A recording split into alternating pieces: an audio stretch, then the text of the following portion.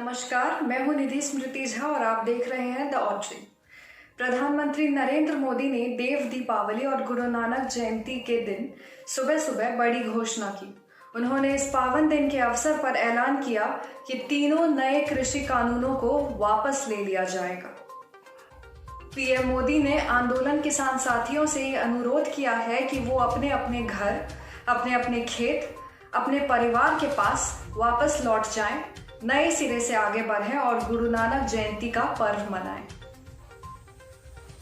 साथ ही कृषि के क्षेत्र में जीरो बजट खेती पर जोर और देश की बदलती आवश्यकता को ध्यान में रखते हुए एमएसपी को पारदर्शी बनाने के लिए इस विषय पर भविष्य में चर्चा के लिए कमेटी बनाने का प्रधानमंत्री द्वारा ऐलान किया गया। पीएम ने कहा कि देश में 100 में से 80 किसान के पास 2 हेक्टेयर से भी कम जमीन है, जो उनके जीवन का आधार होता है। ये कानून उन छोटे किसानों के लिए हितकारी था। उन्होंने कहा कि बहुत विचार विमर्श और विश्लेषण के बाद ही किसानों के हितों को ध्यान में रखते हुए ये फैसला लिया गया था।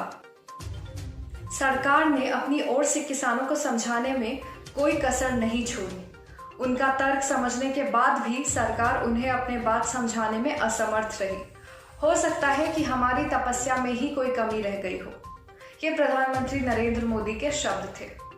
उन्होंने कहा कि इस सरकार ने कृषि विकास, कृषि कल्याण को हमेशा प्राथमिकता दी है, फिर भी सरकार इसे वापस लेती है और इस महीने के अंत तक इन तीनों नए कृषि कानूनों को वापस लेने की संवैधानिक प्रक्रिया को पूरा किया जाएगा। बीते वर्ष से ही इन कानूनों के विरोध में कुछ किसान संगठन और नेता आंदोलन और धरना प्रदर्शन कर रहे हैं। इस वर्ष गणतंत्र दिवस के दिन लाल किले पर हुई हिंसा को कौन भूल सकता है। उसके बाद लखीमपुर खीरी हिंसा में हुई घटनाएं बेहद दिल दहलाने वाली थी। हालांकि आपको बता दें कि तीनों कानूनों को अब तक देश में लागू नहीं किया गया था और देखना यह है कि आने वाले दिनों में होने वाले 5 राज्यों के चुनावों पर इसका क्या असर पड़ता है।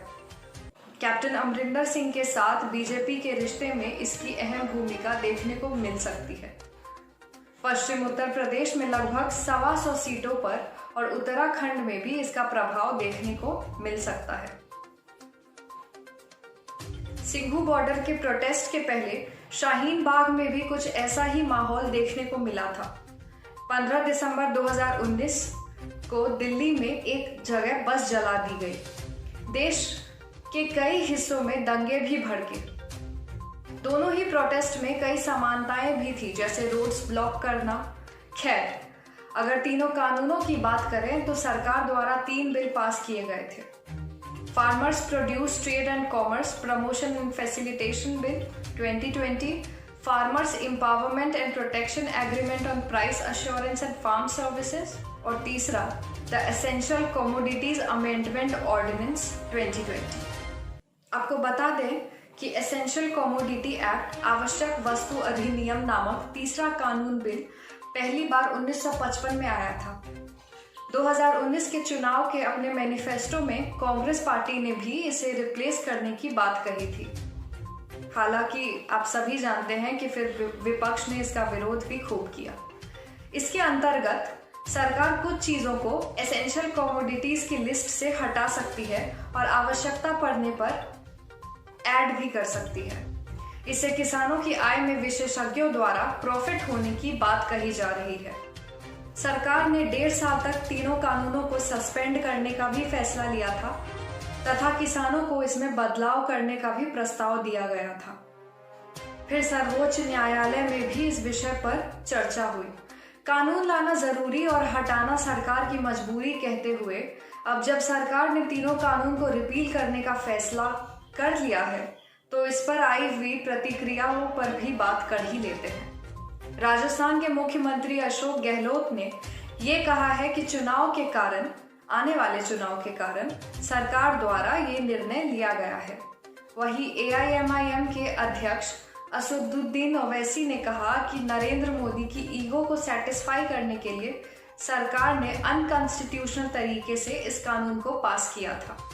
कोई इस फैसले या इस कदम को सरकार की हार और आंदोलन की जीत बता रहा है, तो कोई अहंकार की हार और लोकतंत्र की जीत, तो कोई तानाशाही की हार और किसान की जीत।